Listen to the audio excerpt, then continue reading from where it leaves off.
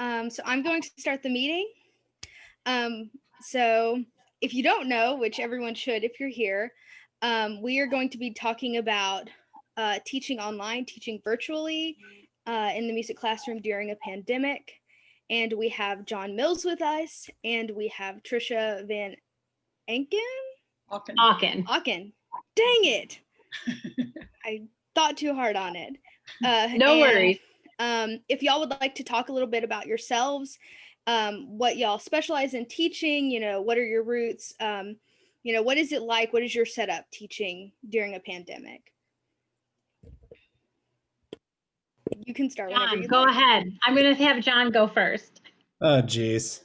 All right. Well, first of all, I want to thank all of you for the invitation to be here tonight. It's really exciting, and it's wonderful for me as a high school teacher now to come back and witness what's happening in the college world, because you're going to be my colleagues very soon. So I have a very vested interest in you all. So that being said, if there's anything at any time that you're curious about what I say tonight, want some follow up, please do not hesitate to get in touch with me. I'll be happy to put my contact information in the chat. But just because we're only here for a very short time, a few minutes, please know that you have a contact outside of Washington, D.C., which is me. So anyway, again, John Mills. I work at Colgan High School, which is a magnet school center for the fine and performing arts in Manassas, Virginia. And the only way you would know Manassas maybe is that you can think of there were some battles here a long time ago that you may have learned about. But that's about it. Other than that, we're just outside Washington, D.C. But my main job is to teach courses in music technology. And so I'll be talking just a little bit about what that means, because everybody's brains go different places when I say that, what exactly we teach and do. But my background is not that. My background is instrumental music, beginning instrumental music. And my career started as a middle school band director. And then after that, I went to get my graduate degree and taught part-time chorus in Webster, New York. And then now I teach high school music technology, and I teach some piano classes too. So, that all of that is to say is that when we think about technology and teaching virtually, I really actually am quite optimistic about how technology can break down barriers of I teach this and this is my specialty necessarily. And so if you're ever like, I am this kind of musician and I'm maybe not so familiar with this other world, this virtual environment, at least in my experience, has really been able to shape me as a musician and become even more of a facilitator in the areas of vocal music and certainly songwriting and music production, which I'll demonstrate in just a minute. But that's kind of my why technology sort of piece. But so it's really been great. So I think while I kind of give the spiel about my program, this is just the splash page of my website that I want to share with you. And it's just what happens when you go to colganmusictech.org. But you can see our students in action. You're going to see a wide variety of stuff that students learn in music tech, from singer-songwriting to music production to publishing music to popular music is a massive part of what we do. And certainly all of that is kind of under the umbrella of creativity. It's rare, at least in my program, that students learn works of music like you would in high school band or choir or orchestra. And it's more about students creating their own music in whatever genre feels most personal to them. So you can see examples of this, but our students definitely perform. But when you see right there, you see a quartet on stage, those are original student arrangements that they're performing at a coffee house or something like that. So I'm trying to just contextualize these pictures a little bit for you. They're going really fast. But you could see students using digital audio workstations, which I'll demonstrate in a moment. But this is, again, normal year. So Dr. Klossner asked me to kind of contextualize what would happen in a normal year, and you're looking at it right now. Yeah, it's a really, really exciting sort of hybrid place. I teach mostly seniors who have backgrounds in classical music, but I also have a lot of students that haven't taken a music class at all since 6th grade or something like that. But then in their senior year, they're thinking, hey, instead of taking a study hall, let me just learn how to, you know, I don't know, like make my own beats or become a SoundCloud rapper or something like that. How can I get some instruction in that in school? So that's normal year. But right now in the virtual world, we use a variety of digital audio workstations, which you're probably familiar with. If you're not, this is just an example of one of the ones we use. Can you see this, by the way? Okay, I know sometimes when we switch tabs. This is a student's project. She titled it Music Tech Project Number 2. Great title, Ella.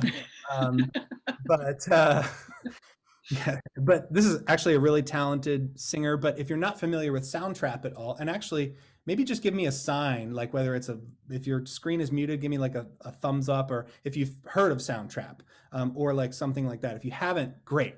So what Soundtrap is it is a digital audio workstation, which is essentially recording software. It's how music is made in the world. Everything we listen to on our phones and over the radio and everything at some point exists in a digital audio workstation. Other examples of this, more familiar ones, are things like GarageBand or Pro Tools or Logic or Cubase or FL Studio, and the list goes on and on and on. This one I want to point out to you because it is, you may have heard the term walled garden or walled educational garden, which means that it's like an education suite in the same way that Google Classroom is. So every student can have their own account in Soundtrap. It does cost some money, but it's compared to a lot of what music education costs, this is extremely cheap.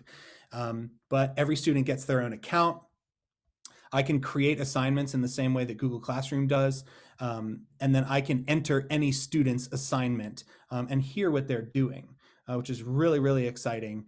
Soundtrap is FERPA compliant. So anytime you, at least in my school districts and the ones I'm familiar with, anything you use online has to be FERPA compliant, which means that there is an agreement that a company makes, such as Google, that says we were not going to sell your students' data, and so it's legal for your student to use it, right? These are all, if you ever explore music technology tools, you always want to get administrative approval, obviously, before just launching it out to your program.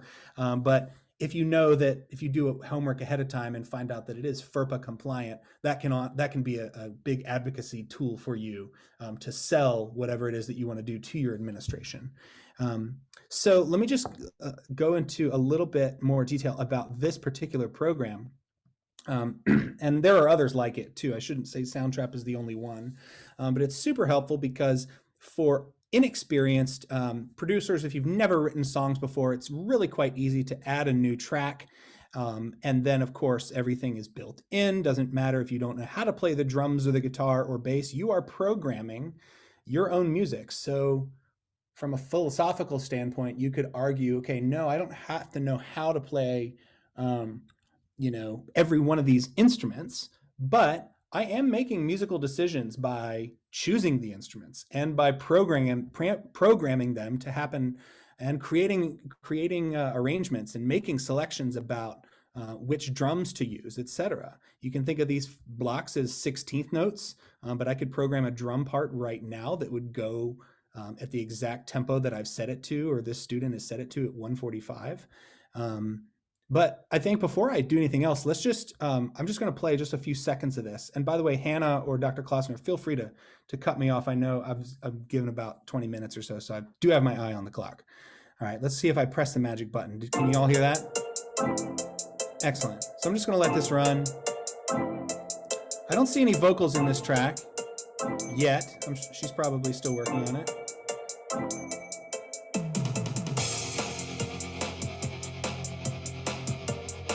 She's recorded some guitar.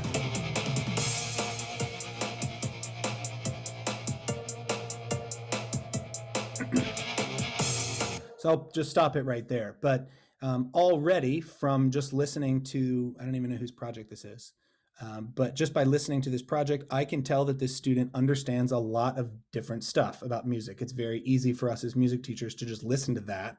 I know that she created it all because I can see literally every track she's done.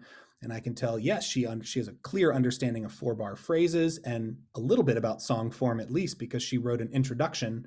And then right at measure 9, just like in all of our music, other stuff comes in and there's a hit, right? It's leading up to that. She also recorded this drum fill, which tells me she listens to a lot of this kind of music because she knows drum fills are a thing, right? So here it is. I'll just solo that for you. Yeah, so she made the choices to have that rhythm. She made the choices to have those particular drums. I would estimate that she probably listens to bands like the 1975, which is huge right now. And she's actually recorded a guitar part. So this is cool because she didn't click in the notes for this guitar part. I can see that because it looks like a waveform, right, that we think of in sound waves, that she actually recorded this guitar part. And if it's who I think it is, I know she's a really amazing guitar player. All right, so lastly, before I leave Soundtrap, and I'm not trying to sell you on this particular program, but I just want you to know that these types of programs do exist, is that students can collaborate with other students from a distance. So regardless of whether they're in the same classroom, this student, I think this is Maddie. Maddie can collaborate with any other student that's within our class, in this sort of walled garden class. I don't know who her other collaborator is, but Maddie can record something. Her partner, who lives 30 miles away, can see it. Her partner can add on. Right now, we're doing collaborative projects right now where there's 5 kids in a group. They're not at all in the same building, not even close, ever. But they can work and build a project right now. I give them a little compositional prompt and let them go. So clearly, I'm talking about high school kids that have a lot of musical interest and skills already, right? But I do have a lot of elementary school colleagues and even people who teach like pre-K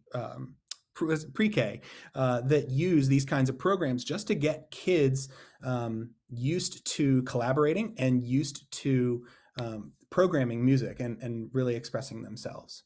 So I've talked a lot, and I could show you some other stuff and some other music, but I think now might be a good time for either some questions or at least for me to have a drink of water. Anybody have any questions or anything?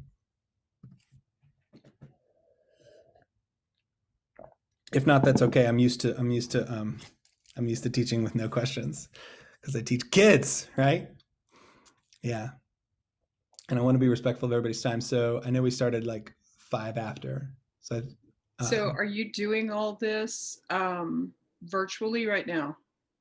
Yes, that's everything you just heard was done virtually, and 2 students worked on that project together, but there's no, they were not in person at all.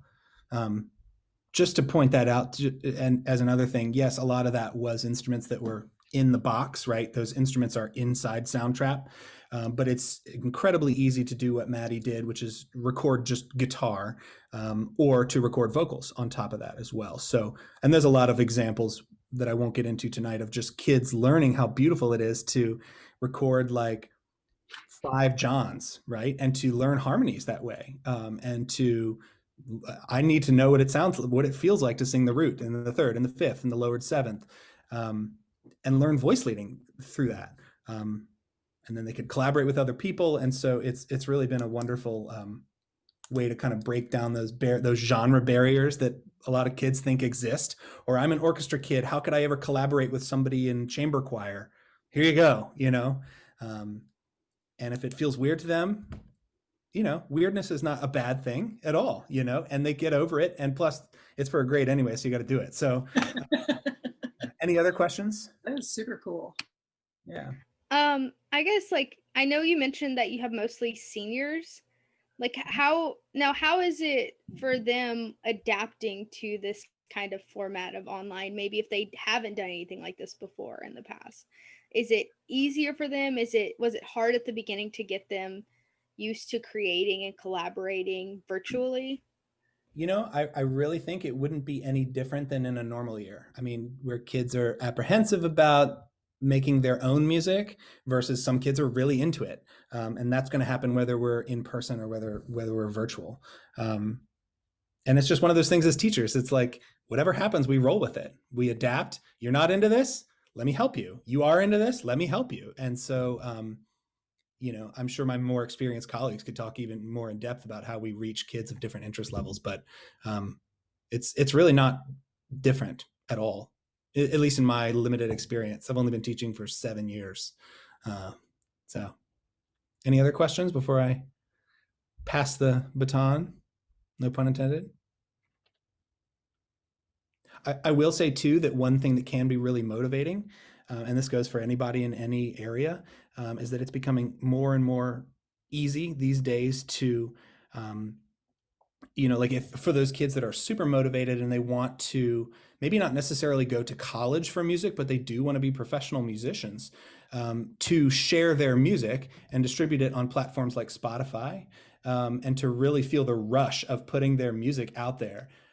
It's not every kid that is into this, but it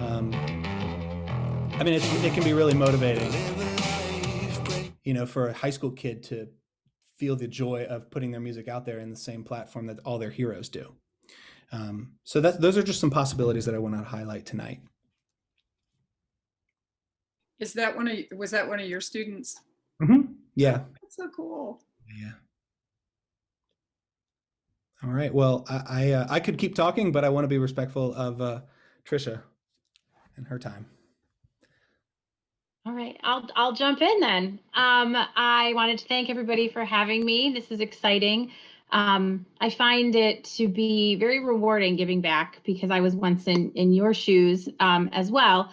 So, and I know about how to network and how that is very empowering to a new teacher and being able to reach out and see people in your profession and being able to watch and see what they do. And I will give you my biggest tidbit of advice is to watch and learn as much as possible from music colleagues and just teachers within your building. The amount of things that I have picked up over the years from any colleague in any school that I've worked at, which has been 2, so I can't say that it's been a ton, has been just mind-blowing and changes every part of me as a teacher. And the music world is so small as you continue to learn and grow. It's quite remarkable. Just on here, 4 of us know each other through one aspect or another. So this is my 20th year teaching. And I will, to be honest with you, it is like my first year.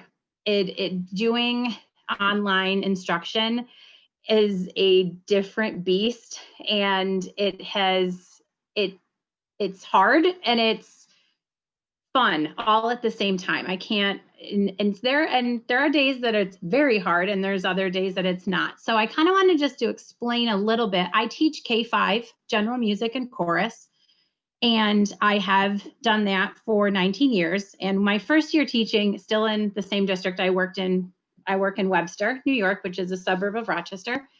And I did middle school.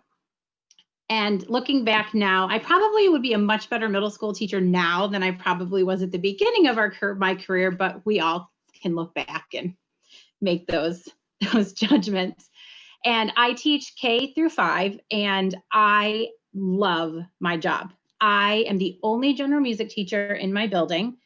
And once I get the children, I have most of them for 6 years of their life.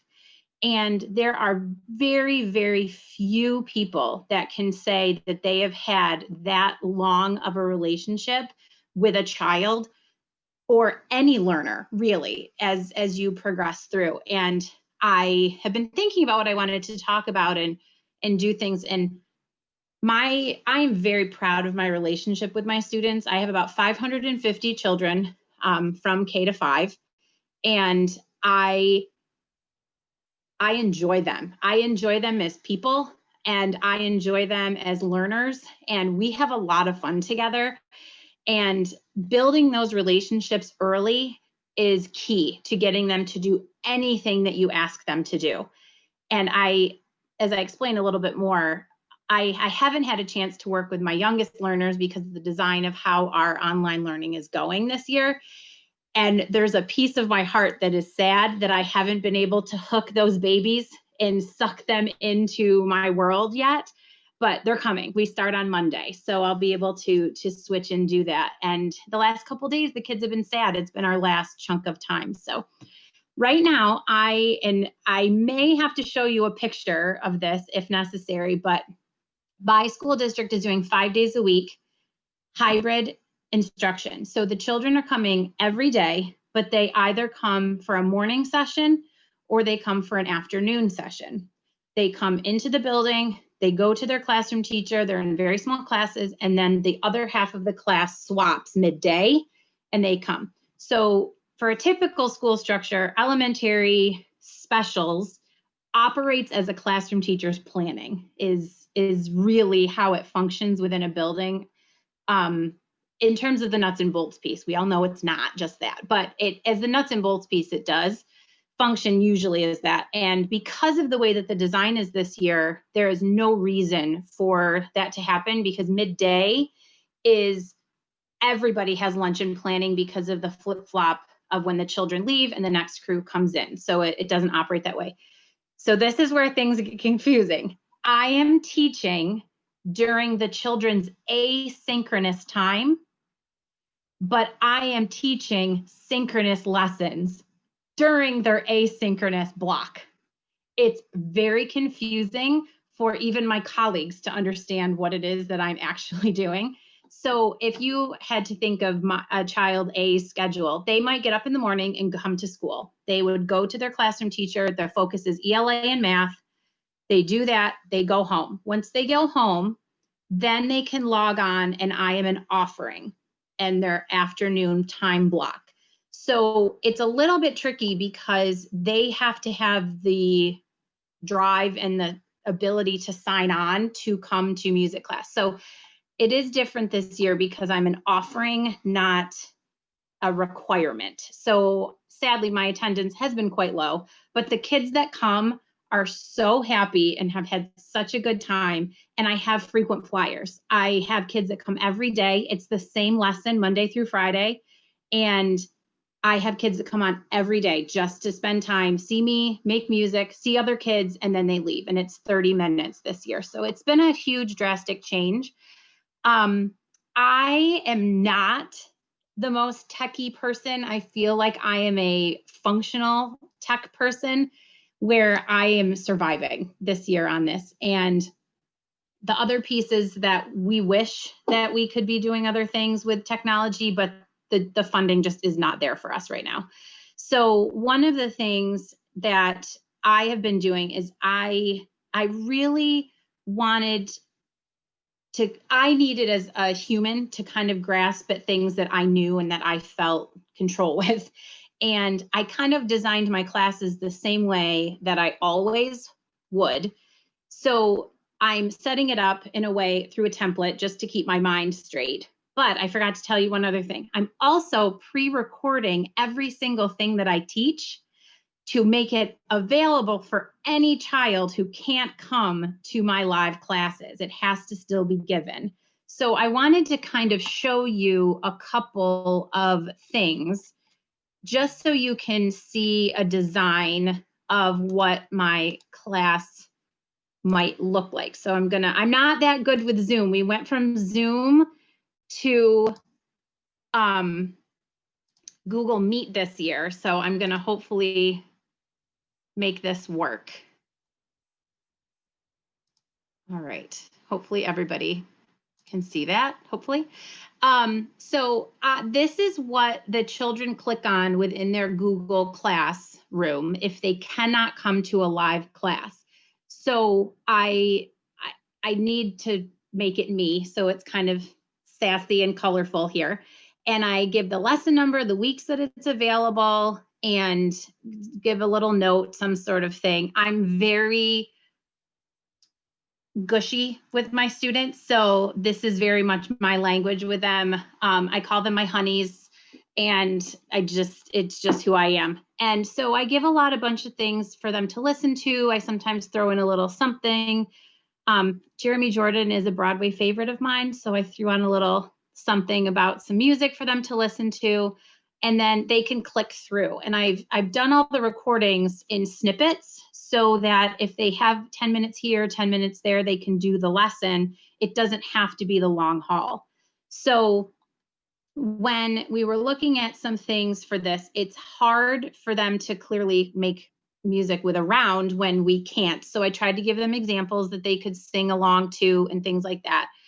And they can just click. So I have been doing, and I'll kind of show you. So this is what it would look like if and I don't know if this will work the way that I want it to, but we'll just pretend that it did. I don't know how to share a different screen. So I guess that's why it's not coming up, but I can send that to you if you would really like to take a look at what my videos and things look like. So I did want to share with you a look at what I've been doing now. And I don't know if this is working correctly. Am I still sharing my screen? See, I'm a functional learner, so I don't know. I think if you unshare, I think you're on unshare right now, and then reshare. Okay, and then reshare. So I wanted to just show you some photographs of the kids. I've been doing, and this is an ORF-based lesson. I've been doing the song called "Listen" by Delalis and Krisky. It's in one of their books, and it talks about the different instruments, and it's a rondo form. So we've been digging into creating different patterns and things like that. And when we were looking at doing it, I typically would play all the instruments in my classroom, but I can't. So I got creative and I had the children do a lesson. So when I gave them a scavenger hunt to do.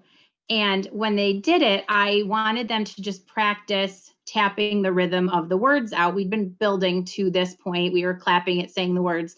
And I sent them this week on a scavenger hunt to create a drum and to create mallets of some sort. And I modeled it. I always pre-model an idea. That's just a pre-teaching of good. You don't just send them out. You never know what you're going to get.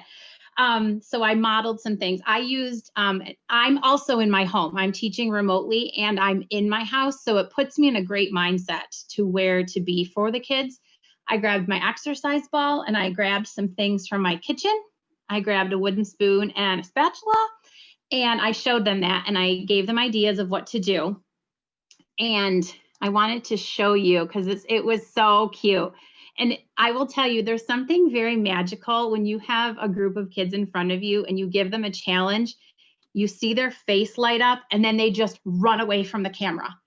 And you're sitting there with empty seats and even through the internet, there is a buzz of joy and excitement for what they are going to come back and show you. And it is so cute. So I wanted to show you a couple photographs of what they did. I can keep their faces in to show you. I just can't have their names in there. But this was for the slide that was up when they were using it.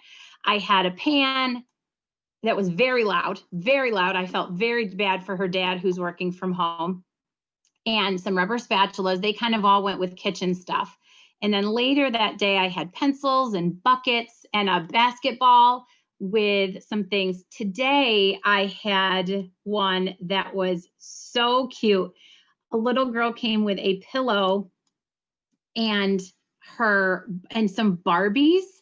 And she flipped the Barbies over, held them by their bodies and played it with their legs. It was so funny.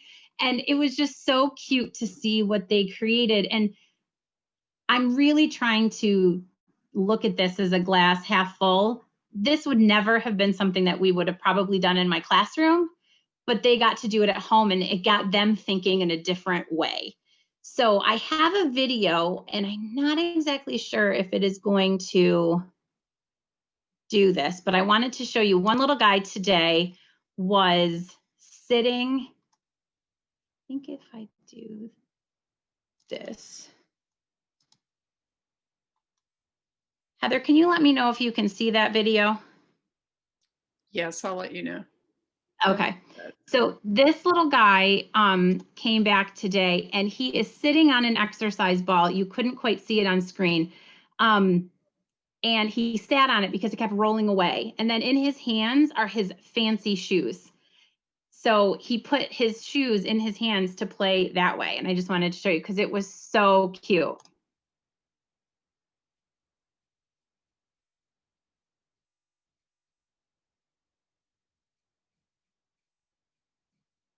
Nothing yet. Oh, it didn't go through. I might have to, I recorded it on my phone and I might not be sharing it accurately. Hold on a second. Well, I watched it. So let me, hold on. Hold on. It might work this way.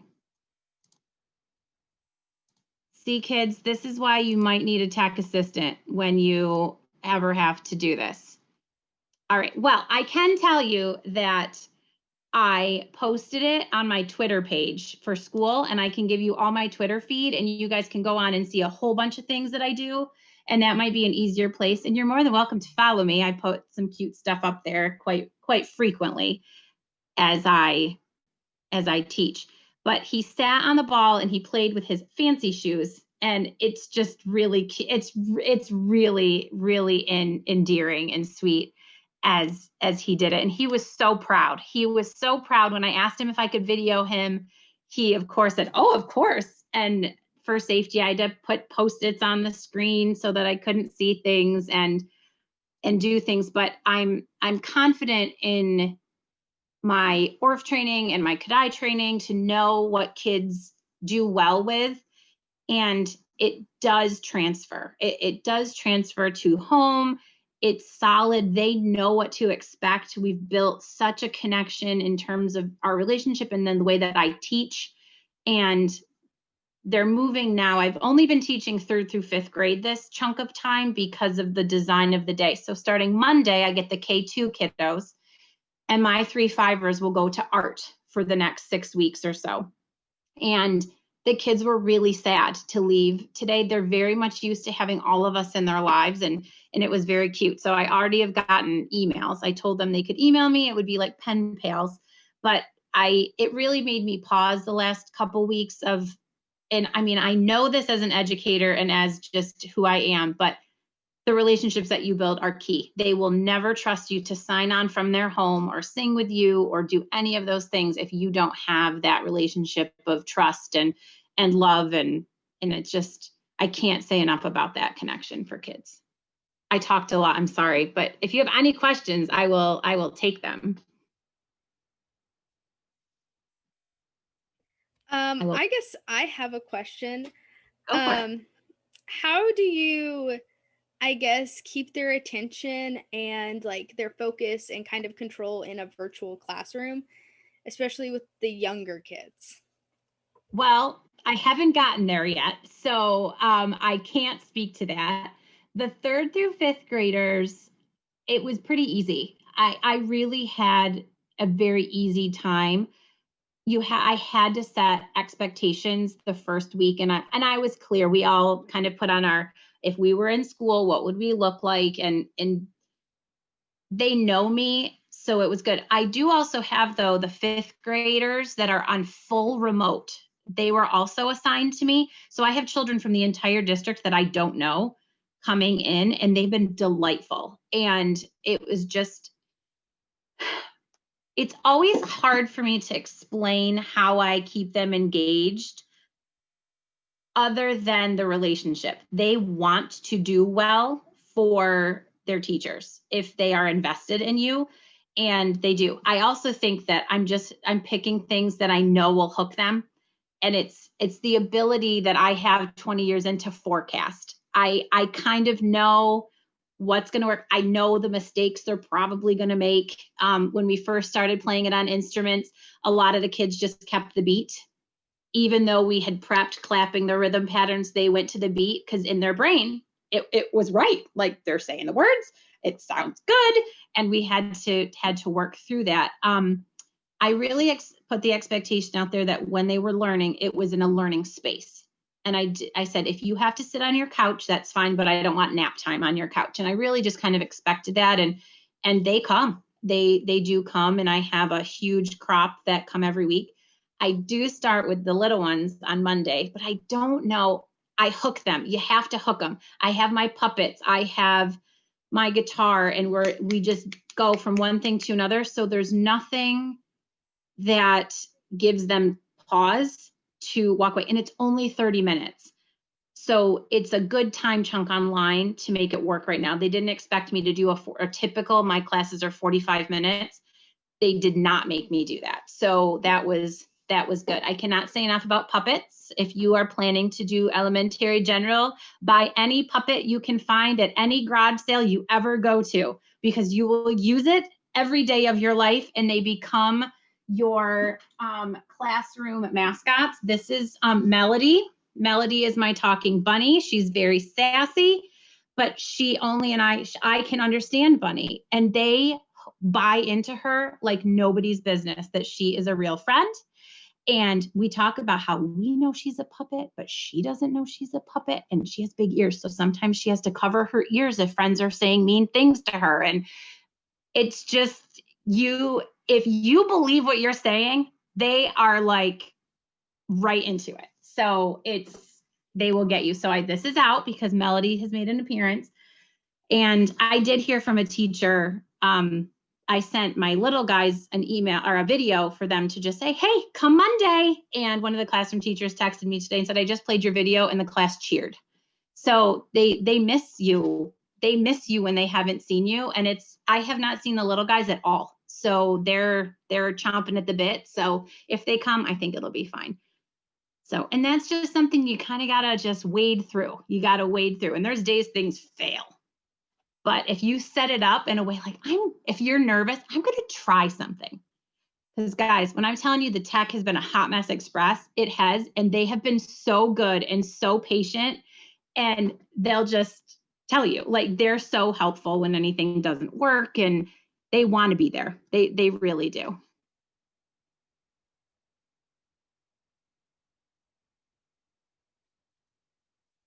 Anybody else have another questions? Taylor, you're muted if you're trying to say something. I was just saying to myself how cool that was. Oh, you put on a show every day of your life. You do. And if I learned this from Peter Amidon, if you don't know Peter and Mary Alice Amidon, they are dance instructors from Vermont, and they do the New England Dance Master Series. They are two of the most beautiful people I've ever met. And Peter said something to me that profoundly touched me and said, if you show excitement for children and you genuinely are excited about whatever it is you're learning, they feel that and you've got them and you have them. And there's a big piece in showing joy for what you do and having the kids just buy into what you're selling. And it's a very powerful thing. And I always remember that with him, because there's a few things about my job that I don't love to teach. So, but I put on a happy face when that recorder comes out. Not my favorite thing to teach. But we all have things we have to do that are hard and difficult for us. That's right. I forgot about that. You do not love recorder. I don't. I struggle with it as an educator because I have some very musical children who do so well in my room, but they do not have the oral or fine motor dexterity to be successful, and then they lose the love, and I hate that. So I struggle with that, but I make it work. But guess what? No recorder this year. Shucks.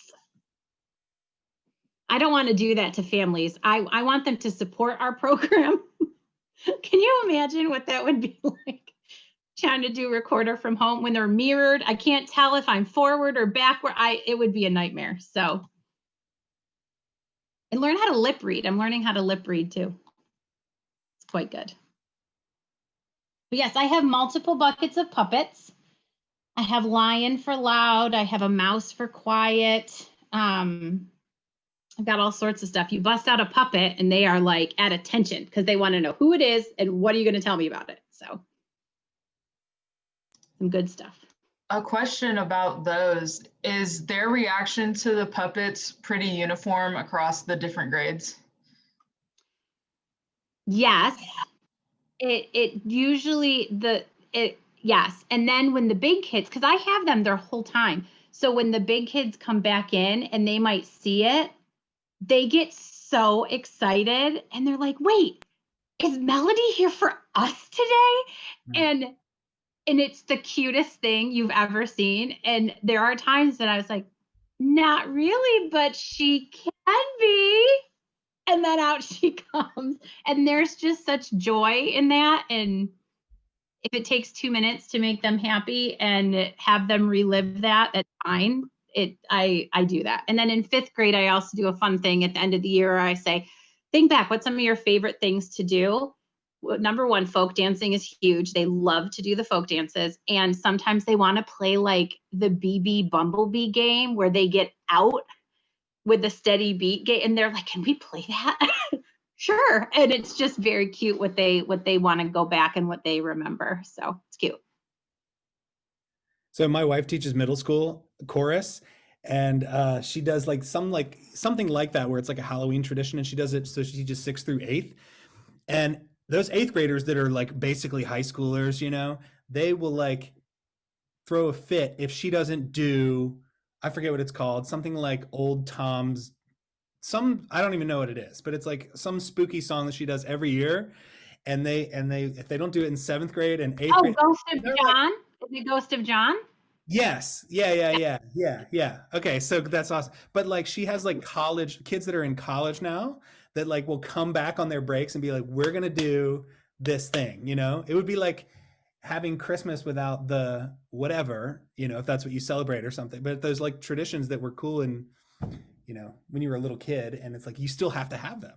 You have to have the puppets. I have kids that I get emails from because now they all have their Chromebooks and they can email.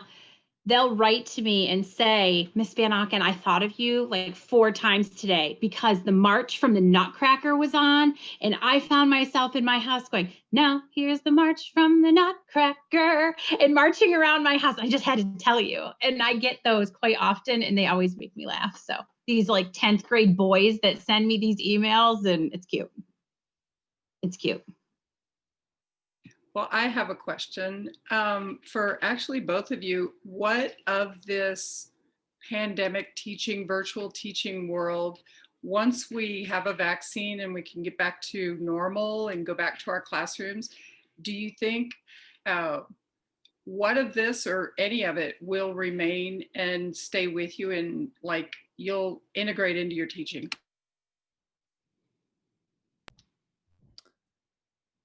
I think for me, I've spent a lot of the times, I noticed, Dr. Klausner, you put in there that a lot of work.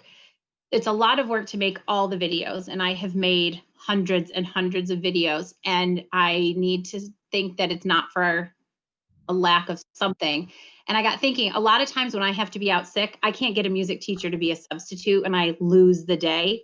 I can take those videos now and compile them, and a substitute, as long as they can click it, I can teach the class and keep them on some sort of schedule where they're actively making music and somebody's just kind of running the board, and up I pop and I do all the things. And so that piece I do think is going to be a very helpful tool when I have to be out, which is very rare because of that work it takes. But if I can just pop up songs and keep them on schedule and go, I think it will help. I do see the benefit of active family music making, the little siblings that come on and dance, or the 7th grade little girl today who said, hi, can I do music today? I miss you, because I haven't had her in quite some, you know, and she sat next to her sister and they did music together today. And it was very sweet. And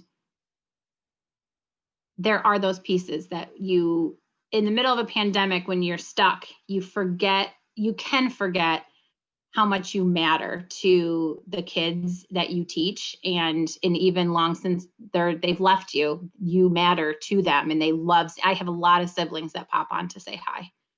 So, but that's my hope, is that piece, and maybe getting more family making music where they're all singing the songs, and maybe not so much technology. Has its place, but yet I want people doing other things too. So my answer, I was thinking, and I appreciate you going first, Tricia, because it gave me time to think about the answer, which is number one, for me, at least, and it's different in elementary school and middle school, at least from my experience, but in high school, in a normal year, there's such a massive focus, at least where I am, on ensemble performance. And now there are 0 ensembles. And so what it has reminded the students and music teachers, myself included, is that the most important thing is, I mean, ensembles are great, don't get me wrong, but the ensemble is going to graduate. And so we need to think about, what are the individual students going to take with them when there's no band, or what are they going to have with them? And so I think the refocusing on the individual has been a really special thing for a lot of kids, because they are now feeling, I have something to say, even when I'm not being told what to do, right? Or even though I'm not sitting in a band, that I can make music. I have a love, like an internal love of making music on my own.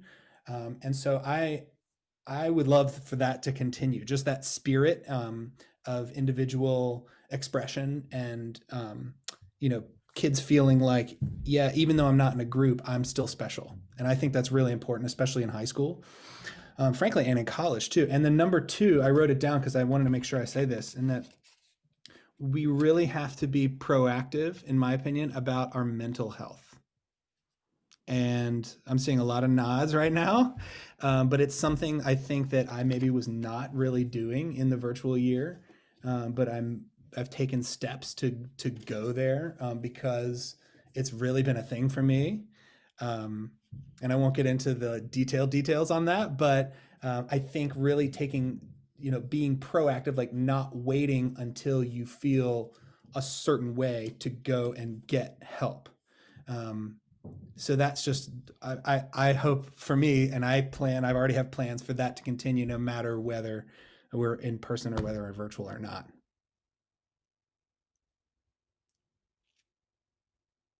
Good answers from both of you. I really appreciate that. That's great. Well, we have just a few more minutes. Do more of you have questions? I have one for John. How would you get a student started on the different softwares like Soundtrap? Yeah, sure. So the nice thing about a lot of the technology is that if you get one of those programs, like the walled garden programs, school approved ones, they have a lot of like turnkey activities like that you can use as a teacher, where it's just like, okay, you have no experience in this, no problem. It's kind of like drag and drop type stuff, where it might not be the most original thing in the world, but without going into like too much detail, Ben, like I could get somebody off the street like right now who has no musical background at all to make like a beat that sounds like music, in like 10 seconds. So that's really a benefit of technology that I have used. But it is really quite easy. It just really requires an open mind, honestly. It requires a real, true open mind about what you're going to hear, and learning the technology yourself. All right, thank you. You're welcome.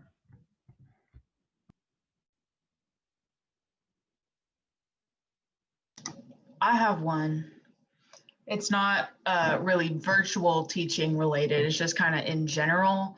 But looking back at your first year teaching in a music classroom, what's one of the things that you had wished that you had known before you started and had to kind of like adapt to or learn as you went?